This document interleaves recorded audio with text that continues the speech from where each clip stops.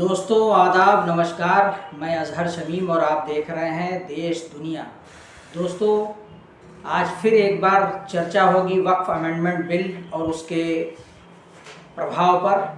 तो दोस्तों जैसा कि आपको पता है कि नंबर गेम में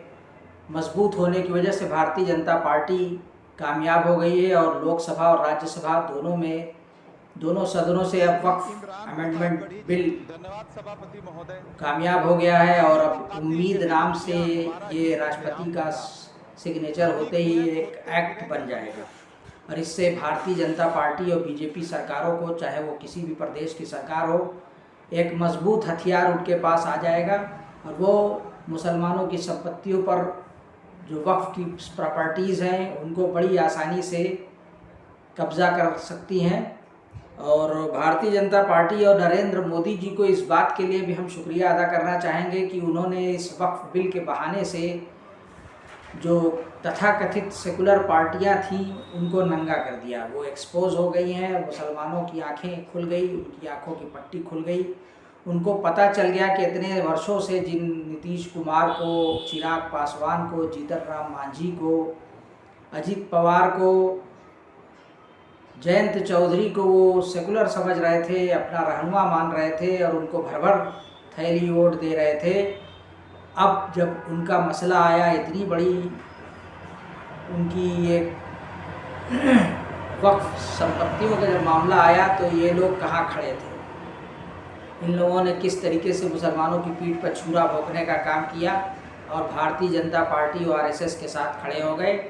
चलिए कोई बात नहीं, इसी बहाने ही सही मुसलमानों की आंखें तो खुली और मुसलमानों को भी अब समझ लेना चाहिए कि इस देश में जो कथित सेकुलर पार्टियां हैं वो भी सेकुलर नहीं है। वो सिर्फ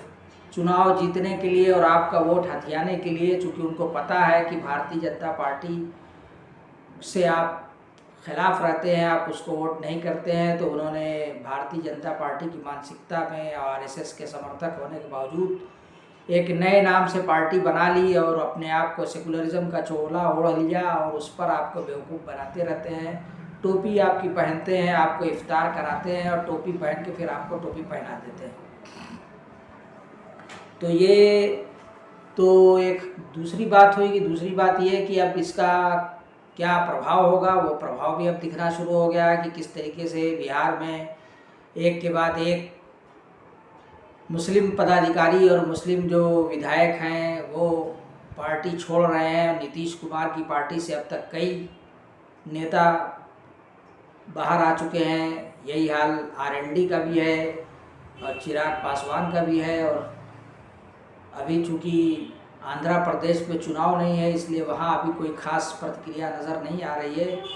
लेकिन ये तो साफ है कि अगला जब चुनाव आएगा तो उसका खामियाजा इनको भुगतना पड़ेगा। और बिहार में तो तुरंत साल भर के अंदर चूँकि चुनाव है, तो अब जाहिर सी बात है कि नीतीश कुमार और जीतन राम मांझी, चिराग पासवान, इन लोगों का क्या हश्र होगा ये स्पष्ट दिखाई दे रहा है। तो मुसलमानों को भी अब चाहिए कि बिहार में बहुत सी ऐसी सीटें हैं, उत्तर प्रदेश में ऐसी सीटें हैं, महाराष्ट्र में ऐसी सीटें हैं जहाँ 20 से 40%, 50% तक मुस्लिम आबादी है और मुसलमान इस हैसियत में है कि वो जिसको चाहते हैं वही कामयाब होता है। मुसलमानों का वोट एक वज़न रखता है, किसी भी पार्टी को हराने जिताने की क्षमता रखता है। तो कम से कम मुसलमानों को अब किसी को हराने जिताने के बजाय अपनी खुद की जो एक मिली पार्टी है, कौमी पार्टी है, चाहे वो ऑल इंडिया मुस्लिम मजलिस इत्तेहादुल मुस्लिमीन हो या IMIM, चाहे पीस पार्टी हो, चाहे इंडियन यूनियन मुस्लिम लीग हो या SDPI हो, जहाँ भी जो मजबूत दिखे अब उसके झंडे डंडे के पीछे लामबंद होने की ज़रूरत है, उसको मजबूत बनाने की ज़रूरत है ताकि उनके नुमाइंदे ज़्यादा से ज़्यादा संख्या में लोकसभा में, विधानसभा पहुँचे, ताकि वक्फ बिल जैसी जब बहस हो, इस तरीके का कोई मुद्दा सामने आए तो वो खुलकर समर्थन कर सकें और वो विरोध कर सकें जहाँ ज़रूरत हो और आपकी आवाज़ बुलंद कर सकें। तो दोस्तों अब ये ख़तरा भी पैदा हो गया है कि अब जैसे ही वक्फ बिल एक्ट बन गया है, जैसे ही ये अभी प्रभाव में आ जाएगा, अभी उसके प्रभाव में आने से पहले ही हमारे उत्तर प्रदेश के मुख्यमंत्री योगी आदित्यनाथ जी ने जिला अधिकारियों को निर्देश भेजना शुरू कर दिया है और अब उनके इस रवैये से संभल की मस्जिद हो, चाहे मथुरा की शाही ईदगाह हो, काशी विश्वनाथ की ज्ञानवापी मस्जिद हो, ये ख़तरे में पड़ गई। यहाँ तक कि जौनपुर की अटाला मस्जिद पर भी इनकी निगाह गड़ी हुई है और वो भी हाथ से जा सकती है। तो अब देखना ये है कि इसकी क्या प्रतिक्रिया होती है। जिस तरीके से मुसलमान सड़कों पर उतर रहे हैं और ज़बरदस्त विरोध प्रदर्शन कर रहे हैं, जहाँ जहाँ बीजेपी की सरकार नहीं है वहाँ तो ज़बरदस्त प्रदर्शन हो रहा है। अब उत्तर प्रदेश में चूँकि भाई सत्ता का इनके पास एक नशा है, एक ताकत है, पूरी पावर इनके हाथ में है, तो यहाँ अभी मुसलमान खामोश हैं, वो तमाशा देख रहे हैं और अब उस तरीके से अभी खुलकर विरोध नहीं कर रहे हैं, इसलिए कि उनको पता है कि हम अगर जितना खुलकर विरोध करेंगे इनको मौका मिलेगा और ये बुलडोज़र राज स्थापित हो जाएगा और ये हमारे घरों पर बुलडोज़र चलाएंगे, लाठी डंडे चलेंगे, एक तरफा गिरफ्तारियों का दौर शुरू हो जाएगा। तो यहाँ तो ठीक है कि अभी मौके महल को देखते हुए लोग समझ से और होश से काम ले रहे हैं, ज़्यादा जोश में आने की ज़रूरत नहीं है। क्योंकि अभी तो कांग्रेस हो, चाहे समाजवादी पार्टी हो, चाहे डीएमके हो या फिर आरजेडी हो, बहुत सारे ऐसे दल हैं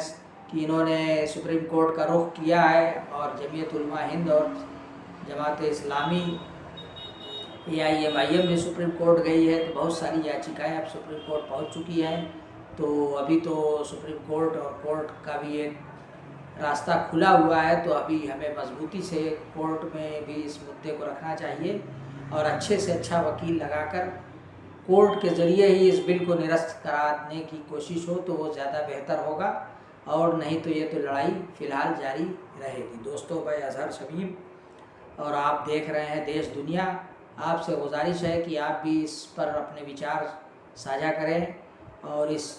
चैनल को अपने व्हाट्सएप ग्रुप पर शेयर करें, ज़्यादा से ज़्यादा लाइक करें, शेयर करें। और ये आप ही की आवाज़ और आप ही के मुद्दे को उठाने वाला चैनल है, और पहली बार अगर देख रहे हैं तो सब्सक्राइब कर लीजिए।